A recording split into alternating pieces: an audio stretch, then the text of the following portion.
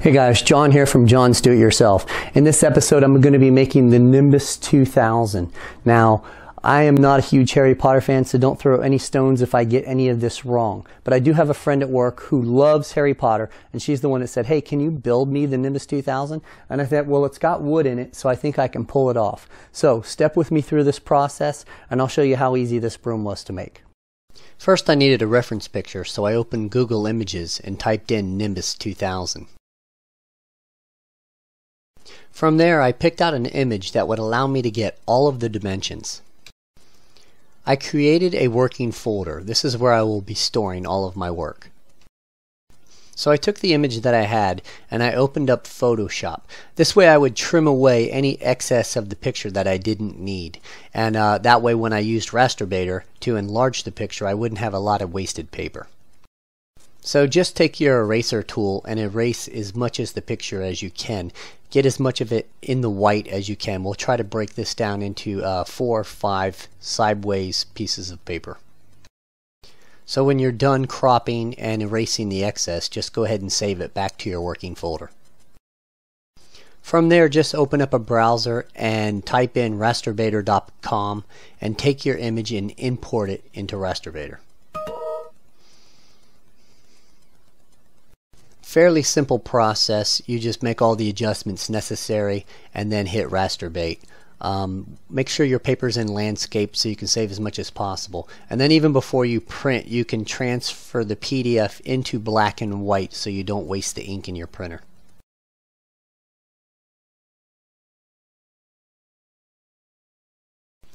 So take your printouts back to your workbench and then lay them out. You probably won't need the bristles anymore, so you can just use the part of the handle. After measuring it, I thought it looked a little small, so what I did was spread the actual individual pieces out before I drew the template. This would make my handle a little bit bigger. From there, just take a straight edge and cut away the broom handle from the rest of the paper. I thought it looked a little thin, so I did cut it a little bit fatter. I went out to the shed and just grabbed a board that I thought would work for the actual handle. From there it was pretty simple. I just laid the pieces on the board, made sure they would fit, and spaced them out and made sure that it was just visually pleasing. I traced it out with a pencil, but it wasn't very dark, so what I did was grab a Sharpie and then I retraced all my lines so I would have an easier time cutting it. I used a straight edge for the straightaways to make sure I had straight lines, but for the rest I just freehanded it, and you'll see I even made a couple of mistakes and decided to make it a little bit fatter and then rewrote my lines. From there I took it to the miter saw just to cut away the excess wood so it was a little bit easier to work with.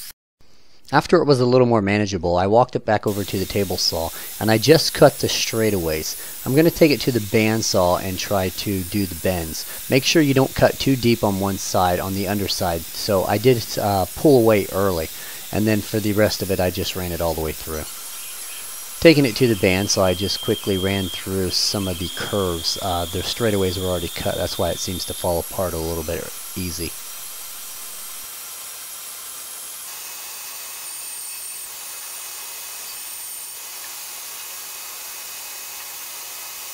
Now if you don't have a bandsaw, a jigsaw will work here just as easy. Now that they're cut to shape, they're still a little too fat, so what I want to do is take at least 1/4 of an inch off of each one of them. That will bring the width down. So going back to the bandsaw, I set my fence up to 1/4 of an inch, and I used the bandsaw so I could get the height out of it. It would have been too hard on a table saw. Next I just chose a standard routing bit, and what I'm looking for here is just to round the edges to save me some time when I start sanding these. I ran both handles through the router. Yes, I'm making 2 brooms here, and extra in case I make a mistake. Then I took them to the sanding table. I sanded both of them there. If you're familiar with my sanding from other projects, I start with 60, then 100, but for this project I changed it up and made a real smooth finish by ending with 220. Now I'm going to start on the tail. Instead of trying to fill out the whole base with bristles, I would use some foam from another project to shape out the tail before I began. If this foam looks familiar, it is. It's from my headboard project. I stacked 2 pieces of it together. Between them I will place a wooden dowel. This will be how I will join it to the handle. I will accomplish joining the foam together two different ways, one with wood glue and the other with 3M adhesive. In the end, both ways worked great, so you can do either. The key here is to make sure the dowel is at least 75% inside the foam and at least 3 to 4 inches protruding from the foam. Then just clamp down, put something heavy on top, and make sure the foam is really smashed together while it dries. While those are drying, I'm going to drill a hole where my dowel will connect with the handle. To ensure my drill bit stays centered, I place a pock mark in the wood with a screwdriver. Then I drill a pilot hole with a smaller bit. From there I progressively get bigger. If you try to skip these steps and go right to the big bit, your hole might be off center. If you measure how much bit you have showing and drill all the way down to the chuck, then you will know later if you have to trim back your dowel before you place them together. I grabbed a piece of cardboard to use as a template for my bristles. Just a rough sketch here. I doubt it will resemble it perfectly in the end. This will just be used to help shape the foam. Going back to my foam, I take my template and trace the shape onto the foam with a Sharpie. Now you can probably get away with scissors here or even an X-Acto knife, but to save time I simply trimmed away the excess with the bandsaw. I just kept rotating the foam until I had a nice round even shape. Instead of cutting more of the foam away, I used tape to help shape the foam to make the center look a little more fat. In case there were any small gaps once the bristles were applied, I decided to paint the foam black so none of the green would show through. Okay, so here my neighbors are making me look bad by keeping their bushes nice and trimmed. So today I decided to kill two birds with one stone. I would trim my bushes and use the tops of the bushes as the bristles on the broom. This was really decided when I found out how much it would cost to buy beer grass at the arts and crafts store. Completely unreasonable considering how much I would need to spend. Okay, this next step is time consuming, so pull up a seat and get comfortable. Take each branch and strip it of all its leaves. It's a painstakingly long process if you cut down as much as I did. Once your pile grows, you will know when you can quit, and then you can just bag the rest. Going back to the handles, it was now time to stain. I was told the Nimbus 2000 is mahogany, although I could not confirm this. I was not using mahogany because it's very expensive wood, so my objective here was to stain as dark as possible to make it look like mahogany. I first stained in mahogany. It looked awful. Then I used both honey gloss and American chestnut. Both failed due to the type of wood I used, so I decided I would deal with the color of the handle later. So while I was contemplating what to do about the color of the handle, I decided to move on and cut my bristle bindings. I bought a sheet of tin for $4. Going back to my reference picture, I cut the first one fatter than the second two. Don't ask what the exact measurements are, because I honestly just eyeballed it and chose what I thought looked good. Okay, the next step is to start with the bristles. What you need to do is take 2 pieces of duct tape and lay them out flat. Find all your short sticks and start with those. The objective here is to fill out the center of the bristles so it will appear slightly fatter in the middle and taper on both sides. Once you have a good set of sticks laid out, you will need to take some wire and feed it underneath. I use 22 gauge stem wire. This is the stuff that my wife uses when she makes door wreaths. It can be found in any arts and crafts store. Simply place the wire under the sticks, lay your foam on the sticks, and roll your sticks around them and secure it with the stem wire. I came up a little short when it came to making it all the way around the foam, so I repeated the process. Before I applied the wire, I sprayed it with 3M adhesive to secure the sticks together and keep them from sliding. I just kept repeating this process until the base filled out. I continued to trim the handle side as I went along. I left the very end uncut. This process took a while, but I can tell you that it didn't take as long as stripping the leaves off each stick. I ended up using all the sticks that I had cut in this process. I applied a loose handful to the spots that I thought were a little barren. Then, once complete, I clipped the wire on the handle side and allow the sticks to pop open so I could get the broom handle in place and get ready to apply the bandings. So I would not lose total control of all the sticks when I cut the wire, I used a pipe collar to hold them in place. This would allow me to loosen it up if I needed more space to get the handle in. I grabbed my first binding and pre-drilled a hole about 1/4 of an inch from the end. This will keep your drill bit from sliding when you go to make your hole once your binding is in place. The size of the hole I drilled corresponds to the width of my rivet. You do not have to use rivets here. You can simply screw your bindings into the handle to hold them in place. I just thought a rivet would look a little more professional. To keep from kinking my tin, I pre-rolled it around a spray can. This would give me a better bend to work with. Before applying it to your broom, pull off the plastic protection from the inside, but make sure you leave the outside intact. I used a pipe collar to drill the bandings tight. Make sure you don't cover the hole when you're clamping it down. Also, try to make the hole align to the very bottom of your broom handle. Once in place, drill your hole through the rest of your tin. From there, you can drill in your screw or apply your rivet as shown here. Then repeat the process for the next two. Now we need to start the bracket for the kickstand. I searched high and low for something that I thought would work. I came up empty, so I decided to make my own. I used a pre-bent aluminum angle. I will simply just cut it to fit. I cut 3 small pieces. I intend to attach them all together so I can use the 3 sides, 2 as a swivel and the 3rd as a backstop for the kickstand. In the end, these will be held together by 2 screws that will drill into the handle, but for now I will use super glue to hold them together so I can add my holes and paint it.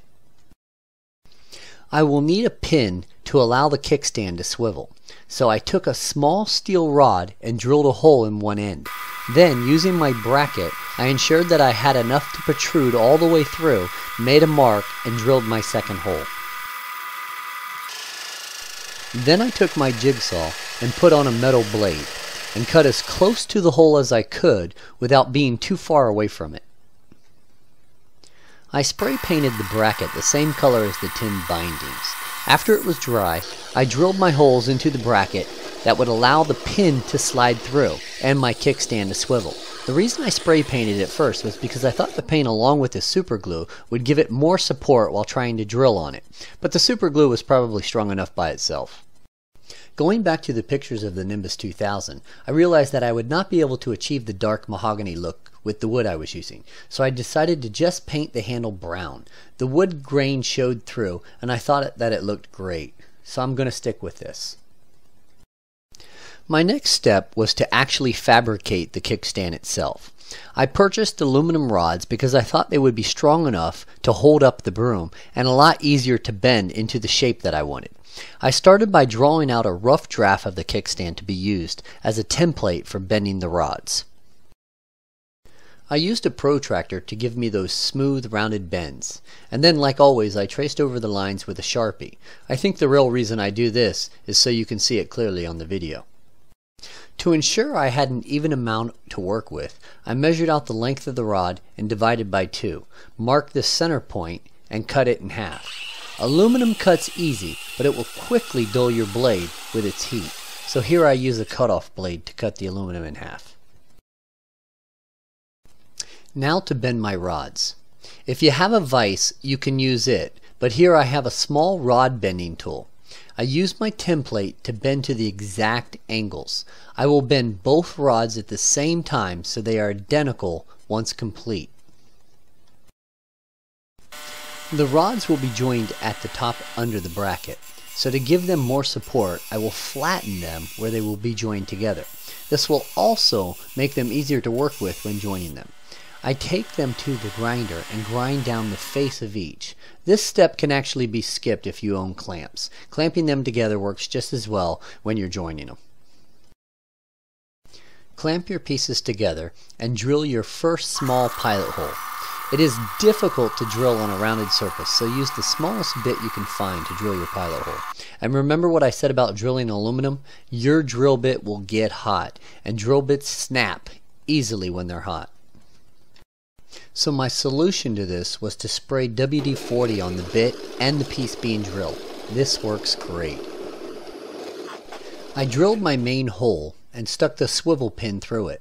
Then I drilled 2 smaller holes and put small nails through them. With the nails and the flatness of the tops, I think this will stay together nicely.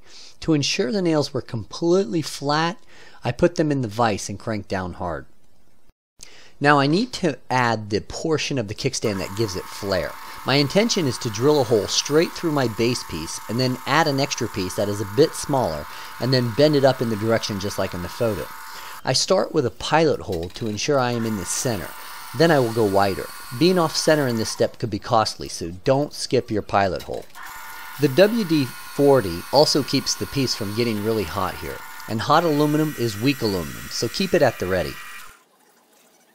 So I took the smaller piece and I used a paint can to keep the bend even while I bent it. Then I put it in the vise and bent the ends. Don't do this backwards or your ends might not match up. I tried to get them as close to 45 degrees as possible. I want the footsteps to be as close to the bend as possible, so I measure out 3 inches and will cut the kickstand there on each side. I go back to the jigsaw for this process, but a grinder will work here as well too. Before I paint this piece, I take some rough grit sandpaper and scratch it up good. Remember, paint does not stick to aluminum very well, so a rough surface here will help you out. I also take a file and file down all the nicks and gouges that are caused from making it. This way I'll ensure there'll be no jagged pieces once I paint. Before painting your kickstand, I suggest using an aluminum primer. This will have a twofold effect. The first will be to smooth out all your scratches and filings, and the second will give your paint something better to stick to than aluminum. While the kickstand is drying, I put a little oak stain on the bristles. Then I sprayed them with shellac. The reason I did this was because my bristles are real and I don't want them fading or drying out later down the road. This will allow them to keep their color and give them some added strength if the kickstand is used and the bristles support the broom with the kickstand. I sanded and reprimed and painted my kickstand bracket to ensure it was the same color as my kickstand. The paint I used earlier was not the same, it was a little darker. Earlier you saw I already had my foot pegs built. Well, I only made 1 pair to ensure they would work. Seeing that they did, I will now show you how I made them. Now these are made from real mahogany, so it's the reason I did not paint them. They were just too pretty. I decided to make my foot pegs 3.5 inches long, so I measured out 7 inches to start and took the piece to the router. This step can actually be skipped because I did it for the same reason that I did the broom handle, basically to save time when sanding. Now that I have the edges rounded, I took it to the miter saw and cut my earlier marks. Now I ended up with 2 3.5 inch pieces. Then I took them to the sander and I rounded the edges. Remember to leave the bottom and one end flat. Once you're done sanding, you need to find a drill bit with a diameter the same size as the aluminum rod. Take your time here and try not to drill any deeper than 3 inches. Use a collar if you need to, or set your drill press up to stop at a certain distance.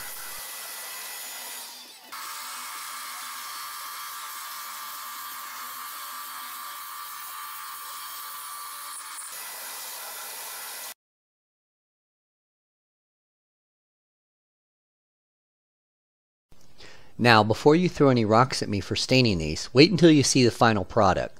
But if you're a die-hard fan, you can spray paint your footrests the same metallic gold as the kickstand. The mahogany was just so pretty I couldn't bring myself to do that.